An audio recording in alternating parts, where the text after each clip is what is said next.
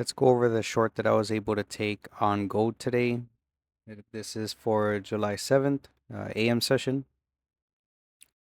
So on the daily chart, we didn't really have any sequential SMT for the weekly cycle. So I'm going down to the 15-minute to check the daily cycle and how the day had been forming. So you can see we took a high here, which it's actually Asian session high, right? So we swept Asian session high right there. And on silver, we did not. And also, silver actually has a 6 hour fair value gap that you could have framed the trade off of. So we have our true opens, the weekly, daily, session, and microcycle that were above all four of them. So going into the 5 minute chart, we're looking at the 90-minute cycle. You can see here, it looked like sequential SMT because of the indicator marked it. I don't know if it was hidden sequential SMT, but yeah, I kind of removed that from my analysis later. But we also have the microcycle sequential SMT between the second and the third quarter of the microcycle.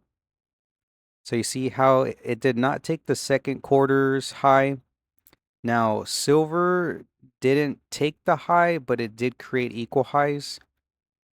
So that was barely enough confirmation for me to enter. So you can see I thought originally that it did take the high, but it still created, you can see on the top left, the high 62.320. So yeah, it did not take the high, but still, it still counts as SMT. So it's a microcycle sequential SMT that we had there. And on gold versus the euro, it did not take it.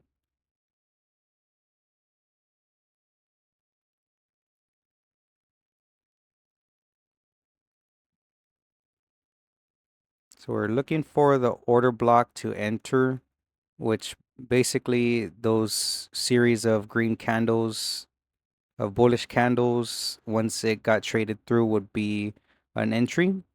But you notice that would be the third black candle would take it out. So going into the 3 minute though, we do have an order block here. That's the time frame that I do like to use. I just didn't mark it when I was reviewing it, but I did notice that already. We had already created the order block there. So your best entry would have been on the black candle right after the 3 minute order block if you use the 3 minute time frame for your order blocks, right? So then we entered. You can see the entry 4167.5, I believe.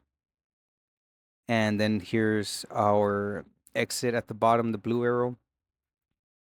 So the reason that I closed the position though, if you notice where we're at here, I was targeting the low here from the same morning session.